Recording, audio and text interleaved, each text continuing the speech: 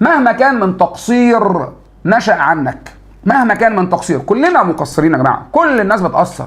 اوعى تفتكر ان حد مهما بذل من مجهود ما هوش مقصر، انت مقصر وانا مقصر.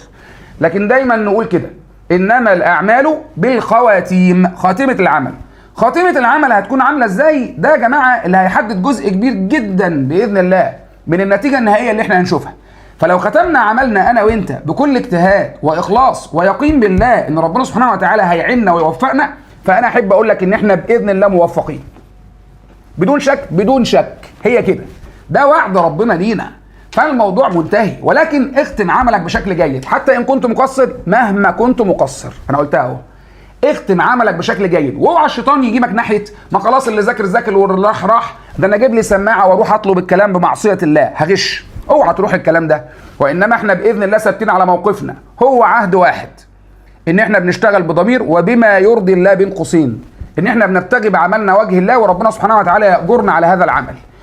وهنا يا جماعه باكد على معنى خطير جدا فعلا، انما العمل بالخواتيم. ولذلك خد بالك، كان من دعاء سيدنا ابو بكر كان بيقول ايه بقى؟ اللهم اجعل خير عمري اخره، وخير عملي خواتمه، وخير ايامي يوم ان القاك. فاحنا عايزين خير العمل بقى يبقى خاتمه العمل، يبقى احسن حاجه في العمل، عامل زي التاج كده اللي بيتحط على العمل عشان تجمله وتقدمه لربنا سبحانه وتعالى. الحاجه الاخيره بقى زي ما احنا بنقول دايما، خليك فاكر الكلمه دي، انما العبره بكمال النهايات، بكمال النهايات لا بنقص البدايات. يعني البدايات كان فيها نقص، كان فيها نقص. انت مقصر؟ مقصر، ولازم تعترف بكده مهما كنت بتعمل. لا انا مقصر. طب انا هعمل ايه في النهايات؟ باذن الله هتكون العبره بكمال النهايات ليس بنقص البدايات. فان كان في نقص في البدايه ما ولا يهمك، خلاص حصل لا بكاء عليه. نجتهد ونسيب الوقت اللي بنقعد نصيح فيه على وسائل التواصل الاجتماعي نستغله يا جماعه في ان احنا نطور من نفسنا ونحسن من نفسنا عشان نقدم شيء طيب باذن الله، نكون احنا راضيين عن نفسنا، ربنا سبحانه وتعالى راضي عننا، يكون والدينا باذن الله يوم النتيجه راضيين عن اللي احنا عملناه، عشان باذن الله تقر اعينهم بشيء طيب، هم يستاهلوا يفرحوا، واحنا باذن الله هنقدم لهم الفرحه دي. وانا مش عايزك من الاخر، مش عايزك تحط نجاحك على الثانويه العامه يا باشا، مش نهايه الدنيا، مش الجنه والنار في الثانويه العامه، فوق كده ما تقرفنيش معاك. عشان برضو ايه، انا حلمي ان انا اخش كليه كذا، كليه كذا ما جاتش، حلم اتدمر، حلم اتكسر، وفضي وتكمل بقى اغاني حزينه. ايه يابا، هي خد تعالى عيش معانا كده على ارض الواقع. ربنا ما بيضيعش تعب حد. طب انت دلوقتي مثلا ربنا ما ادكش اللي انت عايزه بسرعه، هيدولك بعدين، بعد الثانويه، في حياتك، في صحتك، في مستقبلك، في اولادك، في زوجتك او في زوجك، في الجنه. ان الله يضيع اجر من احسن عمل، ربنا اللي قال كده، جاي جزات احسان العمل. بس ما تستعجلوش، ما تفرضوش على ربك. فمن الاخر عشان تطلع مرضي نفسيا وسوي نفسيا وفرحان ومبسوط، اعمل اللي عليك، النتيجه بتاعت ربنا، كون على يقين انه هيجزيك خير دلوقتي او بعدين. وبرده ربنا يرضيك اللي انت عايزه ويفرحك، ما قلتش حاجه، بس عشان تبقى اعصابك هاديه، تبقى عندك طاقه تكمل، ما تبقاش طاقتك رايحه في المذاكره ومستنزفه كمان في الحزن والقلق والتوتر والخوف والتفكير في الامتحان وفي التفكير في المستقبل. انت ضامن تعيش بكره يا عم،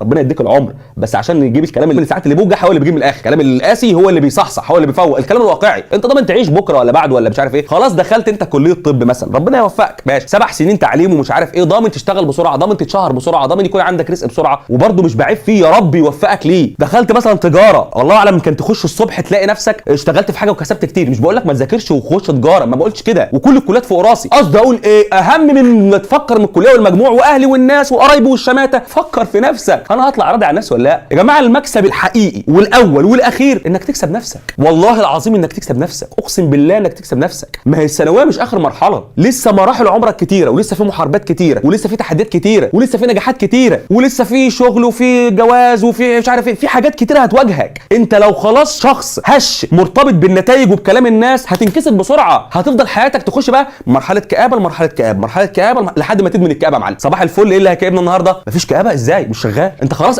ادمنت، بتاخدها كبسوله الكآبه دي. طيب لو كان هدفك الاساسي بجد وحطيت جوه راسك وجوه روحك وجوه قلبك ان هدفي الاساسي في اي مرحله من عمري ان يكون ربنا راضي عني فيها، بعمل اللي عليا وانا راضي عن نفسي، مفيش حاجه هتكسرك. ليه؟ لان انت اصلا قويت نفسك واستعدت لاي نتيجه، استعديت للنتيجه الحلوه فتفرح قوي وعملت اللي عليا، استعديت لا قدر الله لو ربنا اخر العوض، مفيش عوض بيضيع، مفيش تعب بيضيع، هو بيتاخر شويه. في كلا الاحوال راضي عن نفسك. اللي بيقع وينهار حواليك والناس اللي بتقلب على وشها حواليك في الدنيا، انت ماشي مش فارقه معاك. ليه؟ ما انت مؤمن ان انا عملت اللي عليا وكله بايد ربنا. ملخص الكلام، اكسب نفسك. قبل اهلك. ربنا يديهم العمر، في يوم من الايام هيسيبوك، هيتوفوا، امي وامك وابويا وابوك وكلنا ربنا يديهم العمر كلهم. بس انا بكلمك في الكلام الواقع، والكلام الواقع ساعات قاسي، بس معلش فوق لي معايا وانزل لي على الارض كده شويه، ما تبقاش طاير في الاحلام وفي اللفلفه وفي الخيال. بعد لما يكون عندك 40 سنه 50 سنه ربنا يديهم العمر هيسيبوك. ولادك ومش عارف ايه لسه على ما يجوا. الصحاب، صاحبك حبيبك مش عارف ايه، ساعات بيبقى في مكان وانت في مكان، مسافر وانت مش عارف، قاعدين مع بعض في نفس المدينه ونفس البلد بتشوفوش بعض. فالحياه بطبعها فيها الفرح وفيها الحلو وفيها شويه قساوه، مفيش حد يحس بيه غيرك. بقول لك ايه، بتبقى نايم على سرير واخوك نايم جنبك على نفس السرير، واحد بيحلم حلم حلو وواحد شاف كابوس، محدش بيحس الحلم الحلو غير اللي حاسه، ومحدش بيشاف الكابوس والفزع ونفسه يفوق غير اللي حاسه، مع انهم نايمين جنب بعض. فملخص الكلام، مهما كانت درجه قرابه حد منك ليك، امك ابوك اهلك صحابك، محدش هيحس باللي انت حاسه. محدش بجد هيهون عليك ويعيط عشانك، بس مش هيحس بفرحتك لما تنجح، يفرح معاك بس مش زيك،